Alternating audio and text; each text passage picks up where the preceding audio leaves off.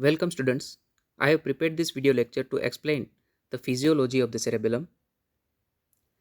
So the main aim of this lecture is to understand functions of the cerebellum, that is the physiology of the cerebellum.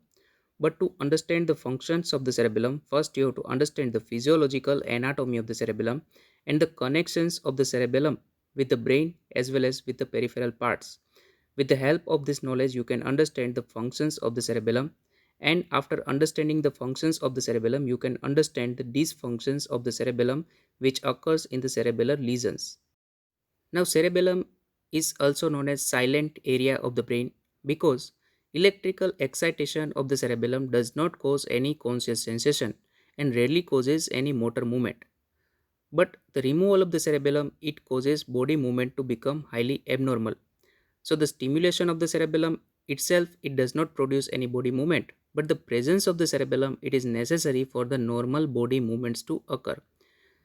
Now the cerebellum, it is especially important during the rapid muscular activities such as running, typing, playing the piano. So the cerebellum plays important role in the rapid muscular activities, and the loss of the cerebellum or damage to the cerebellum, it produces incoordination of the rapid muscular activities. So cerebellum, it is important for the normal body functions to occur. It is important for the rapid muscular activity and coordination of various muscle movements. Physiological anatomy of the cerebellum. So cerebellum, it is located in the posterior cranial fossa underneath the tentorium cerebelli and behind the pons and the medulla oblongata. Now the surface of the cerebellum, it is indented by numerous fine slit-like sulci which are known as fissures, and between the fissures parallel folds, they are present and they are known as folia. Here we can see the indentation present in the surface of the cerebellar hemisphere, and in between the indentation parallel folds, they are present, they are known as folia. Now the cerebellum, it consists of three parts. The central part has worm like appearance and this is known as vermis, and two large lateral cerebellar hemisphere, they are present in the cerebellum. Now three large fissures on the surface of the cerebellum, it divides the cerebellum into three lobes. Here we can see the fissura prima. This is fissura prima or the primary fissure. It is V-shaped and it is present on the superior surface of the cerebellum. It separates anterior lobe from the posterior lobe. This is horizontal fissure, and horizontal fissure, it is present between the superior surface and the inferior surface. Posterolateral fissure, it separates flocculonodular lobe from the posterior lobe of the cerebellum. So three large fissures, it separates cerebellum into three lobes. Now anatomical division of the cerebellum, it includes three lobes of the cerebellum: anterior lobe of the cerebellum, posterior lobe of the cerebellum, and the flocculonodular lobe of the cerebellum. So the fissura prima or the primary fissure, it separates anterior lobe from the posterior lobe, and posterolateral fissure, it separates posterior lobe from the flocculonodular lobe, and it separates cerebellum into three anatomical division, and they are anterior lobe, posterior lobe, and the flocculonodular lobe. Now the phylogenetical division of the cerebellum is the division of the cerebellum depending on the development. So depending on the development, cerebellum, it is divided into the archicerebellum, paleocerebellum, and the neocerebellum. Archicerebellum, it is the oldest part in the development and it includes flocculonodular lobe. So it includes flocculus and the nodulus and it forms the flocculonodular lobe. Paleocerebellum is the next part in the development which includes anterior lobe and part of the posterior lobe. Neocerebellum, it is the latest part of the cerebellum in the development and it includes posterior lobe of the cerebellum. Functional division of the cerebellum. It is the division of the cerebellum depending on its connection and the functions of the cerebellum. So depending on the functions, cerebellum, it can be divided into three parts: vestibulocerebellum, spinocerebellum, and the cerebrocerebellum. Vestibulocerebellum, it includes flocculonodular lobe. Spinocerebellum, it includes vermis and adjacent medial portion of the cerebellar hemisphere, and the cerebrocerebellum, it is the lateral most part of the cerebral hemisphere. Vestibulocerebellum. Vestibulocerebellum, it includes flocculonodular lobe, and it controls body posture and equilibrium because of the connection with the vestibular nuclei, and it is also helpful in the visual fixation during the ocular movements. Spinocerebellum, it includes vermis and the adjacent medial portion of the cerebral hemisphere. It receives proprioceptive input from the body and the copy of the motor plan from the cerebral motor cortex. So it compares copy of the motor plan with the actual movements that is occurring in the body. So it corrects any abnormality which is present, and it makes movement smooth and the coordinated. So the function of the spinocerebellum is smooth and the coordinated muscle movements in the body. Now the vermis, it projects to the brainstem areas concerned with the axial and the proximal limb muscle through the medial pathways, and the hemisphere, it projects to the control of the distal limb muscle through the lateral pathways. Neocerebellum, it is the lateral portion of the cerebral hemisphere. This is known as neocerebellum, and it is phylogenetically newest part. It interacts with the motor cortex, particularly the premotor area and the primary motor cortex, along with the somatosensory area for the planning and the programming of the motor activities. It receives information from the pons and the cerebral cortex and controls skilled voluntary movements. Functional division of the cerebellum, it includes vestibulocerebellum, spinocerebellum, and the cerebrocerebellum. Vestibulocerebellum, it includes flocculonodular lobe. It is helpful in the control of the tone, posture, and the equilibrium. Spinocerebellum, it includes vermis and adjacent medial portion of the cerebral hemisphere, which includes anterior lobe and the part of the posterior lobe. It is helpful in the control of the axial and the limb muscles. Cerebrocerebellum or the corticocerebellum, it includes posterior lobe and the lateral aspect of the cerebral hemisphere, and it is helpful in the planning, programming of the motor activities and the smooth performance of the highly skilled movements. Now the internal structure of the cerebellar cortex. Now the cerebellar cortex, it includes three layers: molecular layer, Purkinje layer, and the granular layer. Molecular layer, it contains basket cell and the stellate cell. Here you can see the basket cell and the stellate cell in the molecular cell layer. Purkinje cell layer, it contains Purkinje cell, and the granular cell layer, it contains granule cells and the Golgi cell. So the molecular layer, Purkinje layer, and the granular layer, they are present in the cerebellar cortex, and it includes basket cell, stellate cell, Purkinje cell, granule cell, and the Golgi cell. Now input fibers inside the cerebellum or the afferent fibers, they provide information inside the cerebellum to the cerebellar cortex and the deep cerebellar nuclei. Now these afferent fibers, they provide information through the climbing fibers and the Mossi fibers. Climbing fibers, they carry information from the inferior olive, and all other informations, they are carried by the Mossi fibers. Now the climbing fibers, they synapse with the Purkinje cell, and one climbing fiber, it synapse with about 5 to 10 Purkinje cell. And the Mossi fibers, they synapse with the granule cell, and 500 to 1000 granule cell, they synapse with one Purkinje cell. Now the axons of the granule cell, it forms parallel fibers in the cerebellar cortex inside the molecular cell layer, and they synapse with the Purkinje cells. Now the cerebellar cortex is a thin surface of the layer of the gray matter, and in the center part, it contains white matter.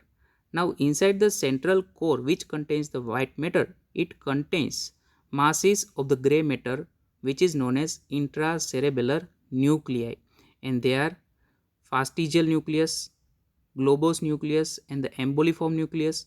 Now the globose nucleus and the emboliform nucleus together, they are known as nucleus interpositus, and the dentate nucleus.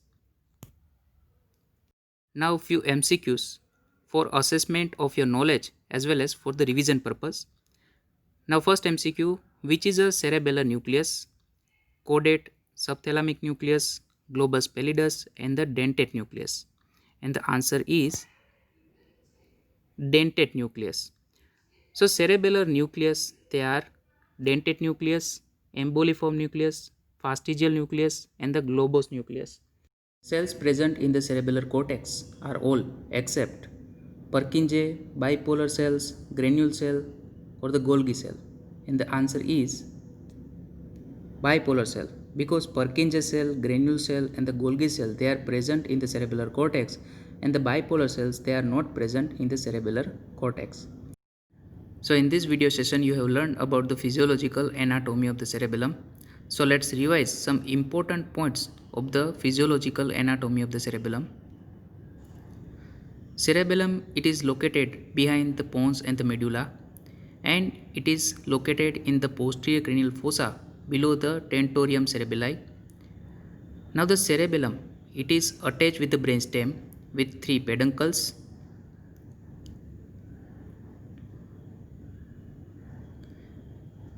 Here we can see the 3 peduncles, superior, middle, and the inferior peduncles, through which cerebellum receive afferents and send efferents. Here we can see the surface of the cerebellum, which shows small indentation as well as parallel folds in between. Now this indentation, they are known as fissure, and the parallel folds, they are known as folia.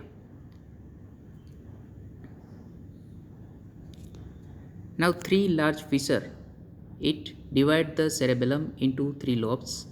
Here we can see this is the fissura prima, and the horizontal fissure, it is present between the superior and inferior surface of the cerebellum, and the posterolateral surface, it separates flocculonodular lobe with the posterior lobe. So it divides the cerebellum into anterior lobe, posterior lobe, and the flocculonodular lobe.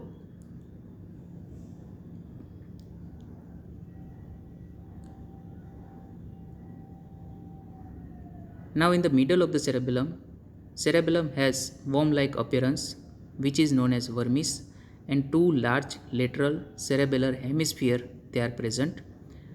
Now the cerebellar hemisphere, it contains outer thin layer, that is the gray matter, which is the cerebellar cortex, and inside the cerebellar hemisphere, it contains masses of the gray matter. They are known as intracerebellar nuclei, and they are dentate nuclei, interposed nuclei, and the fastigial nuclei. They are the intracerebellar nuclei present in the cerebellar hemisphere. Connections of the cerebellum, it includes input fibers and the output fibers. Input fibers, these are the afferent fibers that carry information in the cerebellum, and this information, it is relayed to the cerebellar cortex and the deep cerebellar nuclei. Now the deep cerebellar nuclei, it forms output impulses or the efferent fibers. By understanding the connections of the cerebellum, we can understand the functions of the cerebellum. So let's understand connections of the cerebellum. Efferent pathways from the other parts of the brain, it includes corticopontocerebellar tract. From the cortex, primary motor cortex, premotor cortex, and the somatosensory association area, it relays information to the pontine nuclei, and from the pontine nuclei, pontocerebellar tract, it provides information to the dentate nuclei in the lateral half of the cerebellum, and it is helpful in the planning and the programming of the sequential motor activities. Olivocerebellar pathway, it provides information from the inferior olive to the vermis and the midline zone of the cerebellum, and it relays information to the interposed nucleus. Now the olivocerebellar pathway, it provides information about the proprioceptive impulses from the body. Cuneo-cerebellar tract, it also provides information to the vermis and the midline zone of the cerebellum, and it provides information about the proprioceptive impulses from arms and neck. Vestibulocerebellar tract, it provides information from the vestibular nuclei to the flocculonodular lobe of the cerebellum, and it relays information to the fastigial nucleus. and it is helpful in the regulation of the tone, posture and the equilibrium, and it also regulates ocular movement during the vision. Reticulocerebellar tract, it provides impulses from the reticular formation to the midline cerebellar areas and the vermis. And the rubrocerebellar tract, it provides information from the red nucleus to the cerebellum. Afferent pathways from the periphery, it includes dorsal spinocerebellar tract and the ventral spinocerebellar tract.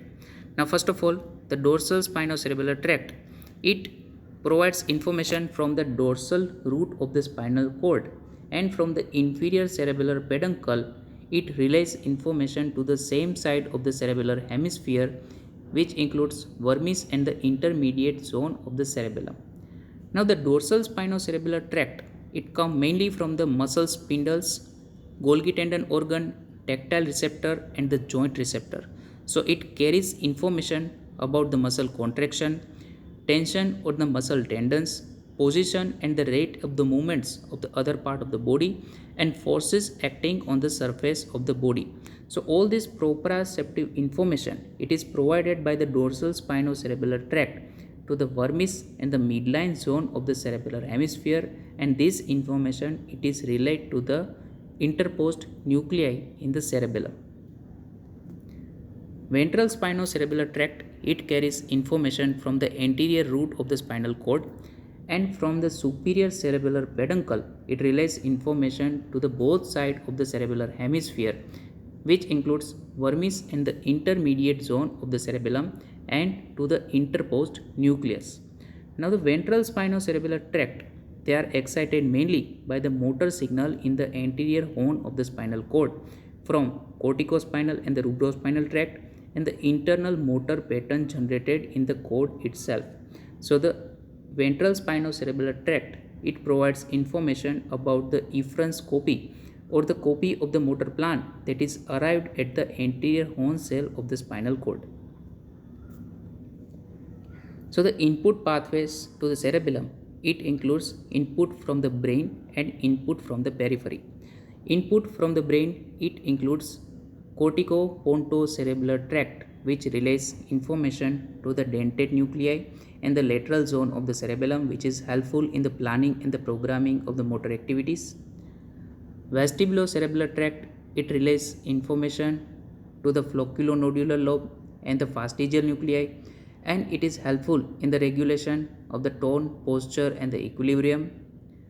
Olivocerebellar tract, reticulocerebellar tract, dorsal and the ventral spinocerebellar tract, they relay information to the vermis and the midline zone of the cerebellum and to the interposed nucleus, and they are helpful in the coordination of the muscle movements.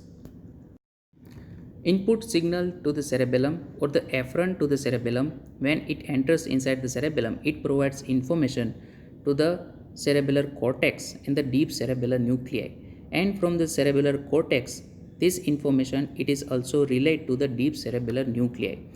Now the deep cerebellar nuclei, they are dentate nuclei, interposed nuclei and the fastigial nuclei, and the interposed nuclei it includes emboliformis nucleus and the globosus nucleus. So the deep cerebellar nuclei, it receives signal from two sources, from the deep sensory afferents and the cerebellar cortex. Now the output signal from the cerebellum, they are formed by the deep cerebellar nuclei. Fastigial nuclei, it forms fastigio-reticular tract, and it provides information to the reticular substance in the medullary and the pontine region of the brainstem. Interposed nuclei from the intermediate zone, it provides information to the ventrolateral and ventroanterior nuclei of the thalamus, and from the thalamus this information it is relayed to the cerebral cortex, basal ganglia and the red nucleus, and it is helpful in the coordination of the muscle movements. From the dentate nuclei or from the lateral zone, information it is relayed to the ventrolateral and ventroanterior nuclei of the thalamus, and from the thalamus it is relayed to the cerebral cortex, mainly to the primary motor area, premotor area and the somatosensory association area, and it is helpful in the planning and the programming and the timing of the sequential motor movements. So the connection of the cerebellum, it includes input signal or the afferent fibers and the output impulses or the efferent connections. Now the afferent fibers, it provides information to the cerebellar cortex and the deep cerebellar nuclei, and the deep cerebellar nuclei, it forms output impulses or the efferents from the cerebellum. Now the input of the cerebellum, it includes input from the brain and the input from the periphery. Input from the brain, it includes cortico-pontocerebellar pathway, which provide information to the dentate nuclei, and it is helpful in the planning and the programming of the sequential motor activities. Vestibulocerebellar pathway, from the vestibular nuclei, it relays information to the flocculonodular lobe and the fastigial nucleus, and it is helpful in the regulation of the tone, posture and the equilibrium.